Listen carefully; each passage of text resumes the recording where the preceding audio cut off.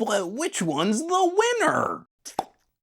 This video is totally off the cuff. Just wanted to talk a little bit about the philosophy of reviewing these different gadgets. Now that we can finally properly look at the OnePlus Pad, and I've been playing around with this. This is the Razer Edge 5G, a little gaming tablet. I worry that often in our gadget review conversations, we can kind of get locked into a certain thread. There's like one winner, then there's maybe like a backup option, but then after that, there's nothing worth considering or worth buying. But then we also complain that tech is starting to get stale or that all products are starting to look alike. And a part of that comes down to just how we have some of these conversations. The OnePlus Pad is rocking my socks as a very cost-efficient, high-performance multitasking slate machine, well accessorized. OnePlus adding a pen and a keyboard and overall usage and productivity that could replace someone's laptop. This is a very different conversation than what Razer is trying to do with the Razer Edge. I think it's kind of frustrating how techies often lead the charge on complaining about mobile gaming. Just nothing but gotcha and microtransactions and predatory, and it's terrible. So no one should ever buy the good games on mobile platforms, and when hardware comes out that helps improve the conversation on mobile gaming, you see how you get stuck in a loop, right? I've been playing a lot of great games on my Razer Edge. I feel this has a seat at the table. So sharing my experiences,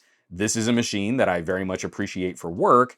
This is a machine that I very much appreciate for fun. And there's a little overlap between those where you can kind of use one to do the other, but there's a specific focus where each outperforms the other. Another small part of this is just the stigma around tablets. I do feel a tablet is still a solution in search of a problem, but as these tablets have gotten more and more powerful at lower and lower prices, the number of potential solutions that they can be used for has increased substantially. They solve more problems, but you still have to get one and then try to figure out where exactly it's going to fit in your sort of daily lifestyle. You want to pair it with another phone. You probably still need a computer to do the computer things, but as the in-betweener device, this is now one of the best mainstream prices for this tier of performance that we can find out on the market today. But OnePlus is not calling this a Pad Plus or a Pad Pro. It's a little bit more limited than what we might get with some of the slates that are really aiming at trying to take out a laptop. Android 13 brings a lot of those great customizations to multitasking and split screen use, and OnePlus has polished up the action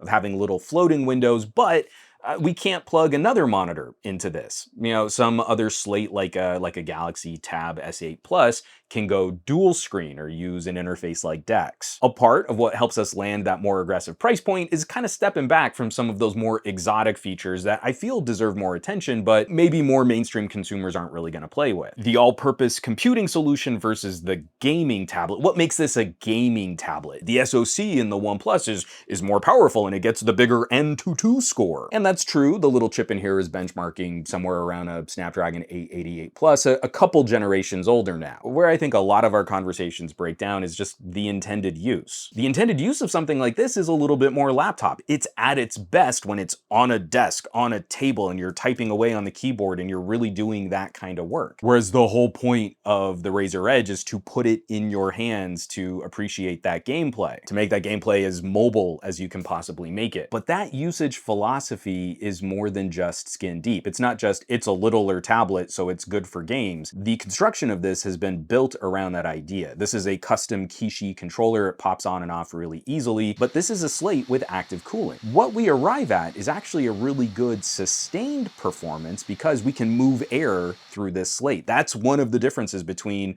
something that can get a little heat soaked, even though it's more powerful. The Razer Edge is going to lose a lot of those head-to-head performance showdowns, but it's going to lose against significantly more expensive phones and tablets. The price difference just right here, there's about an $80 difference between just the tablet on the OnePlus, none of the accessories, and the Razer, which includes the Kishi at $399. The Kishi being a roughly $100 controller when you buy it for a phone. It does kind of bug me that this doesn't work with other devices, so I hope that we see sort of a continuity of design. Like a Razer Edge 2, they managed to keep the same dimensions and use the same accessories. Immediately out of the box though, you have a device with active cooling. It has the ability to add an SD card if you want to store more content on the device. And the Kishi brings us a headphone jack for those of us that have like gaming headsets. We want zero latency gaming. These are all things that we have to spend up for on the OnePlus Pad. And that last hardware component that I love to talk about, video output from the Razer Edge. Now, Razer has not done anything to the video output. So if you just go directly to screen mirror, you're gonna get a very letterboxed image on a traditional 16:9 TV.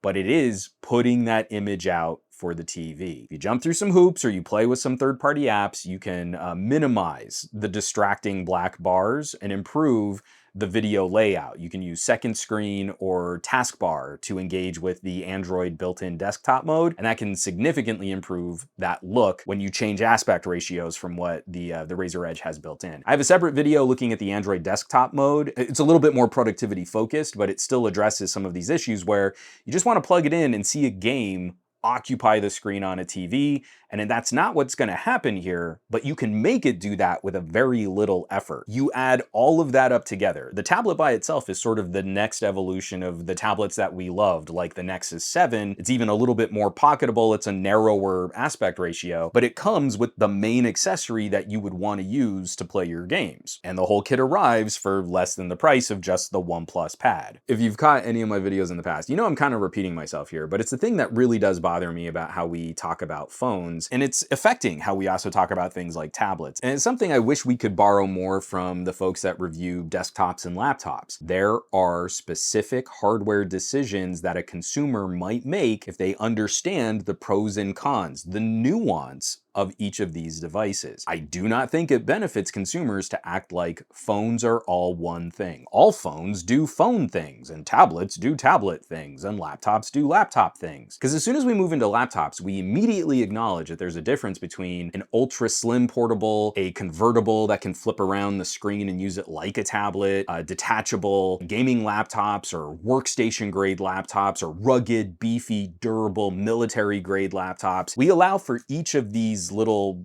sections, these genres of laptop, and we don't allow for that same conversation to happen with phones. And I feel a lot of consumers end up with phones which really aren't the best fit for their needs. These two really couldn't be more different if they tried, but I wouldn't sell them to the same consumer. A consumer who's looking for some kind of companion computing slate would not get equal recommendations for these things. You can feel it, right? You can already feel the comments down underneath this video where it's, well, but most people, what average consumers are gonna need, what folks really want. And they're all trying to weasel through this thought process, which really isn't rational, it's very emotional, but it ignores the potential for smaller communities of people that are gonna make a targeted purchasing decision. Someone comes to me and says they want a companion computing slate so that their phone doesn't have to do all the work, or they can maybe streamline and not have to carry a laptop all the time. I'm not gonna offer both of these as the same recommendation. That would never happen. We need to be able to take that for granted. But if someone's saying like, hey, I really just want to have something that's good for media and entertainment,